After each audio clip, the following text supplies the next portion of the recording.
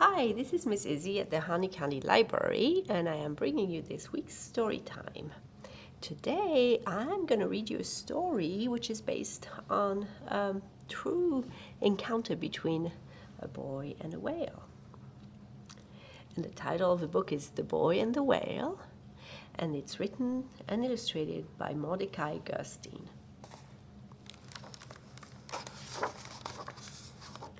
The Boy and the Whale by Mordecai Gerstein.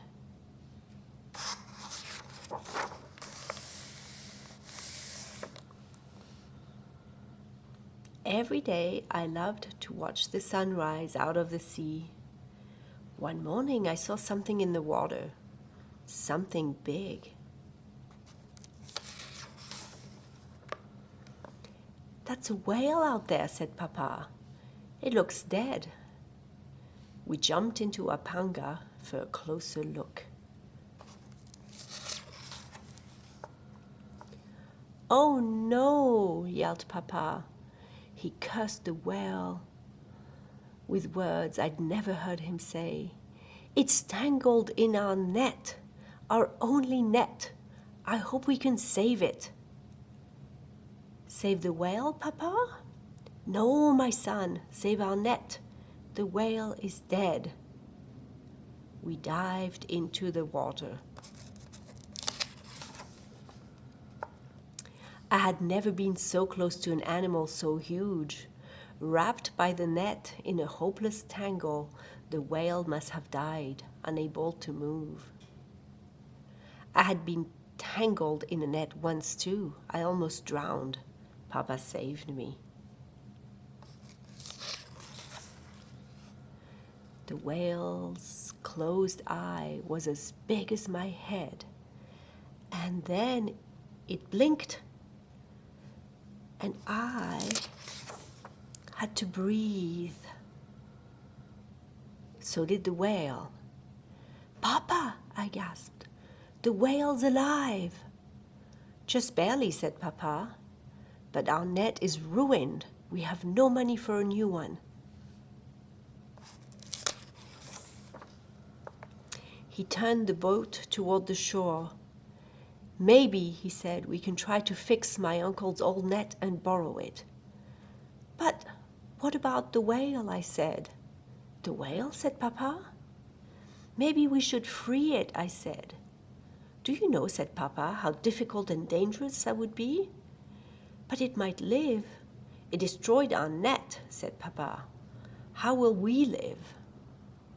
"I'm going to see my uncle. Forget the whale and don't do anything foolish."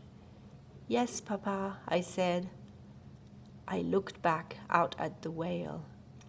I remembered being caught in the net, feeling helpless and the awful fear. What does the whale feel? It's so big. I couldn't free it myself.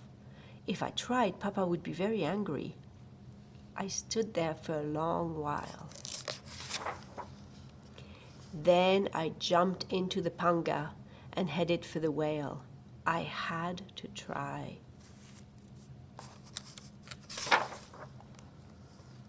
I took my fishing knife, hoped the whale wouldn't slap me with its tail, and dived in. I began to cut away the tough plastic netting. There was so much of it. Maybe Papa was right. I dived and cut and dived again. If only I didn't have to breathe.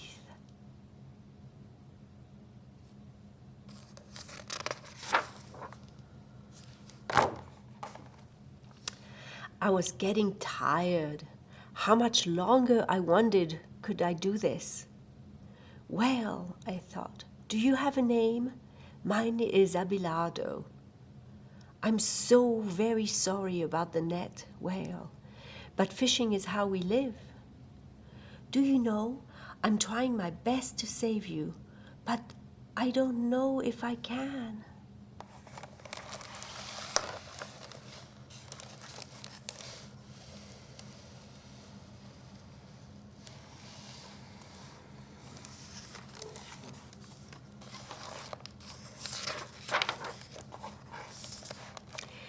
When I looked again into the whale's eye, all I saw was my own reflection.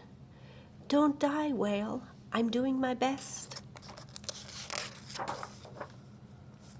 But then the net began to drift loose. Out of the water I worked at pulling the net away from the whale. It filled the boat, but there was still more.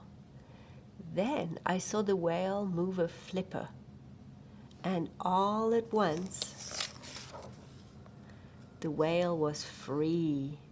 I sped away from the boat and I cheered. Goodbye, whale, goodbye. It dived and disappeared.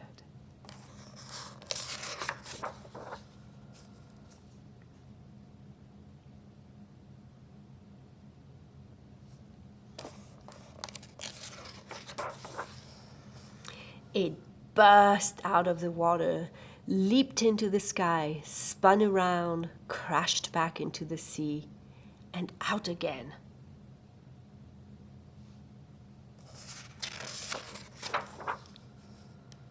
The wave slapped its tail and leaped again and again, forward and back, higher and higher, on and on.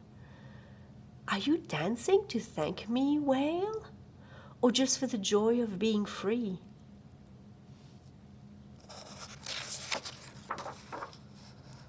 I watched the whale until it vanished into the sea. Papa was watching too, waiting on the beach. I went to face him. You actually did it, he said. Yes, Papa. You disobeyed me. Yes, Papa, I said.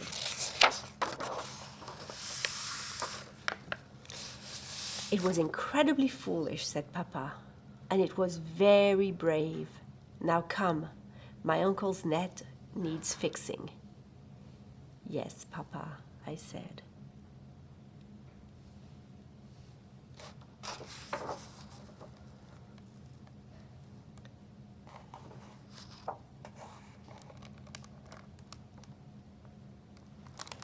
I hope you enjoyed this beautiful book about the boy who saved a whale. If you want to come and check out the book so that you can read and find out more about it, or any other book at the library, we are open every weekday from 10 a.m. to 6 p.m. and on Saturdays from noon to 4. Bye.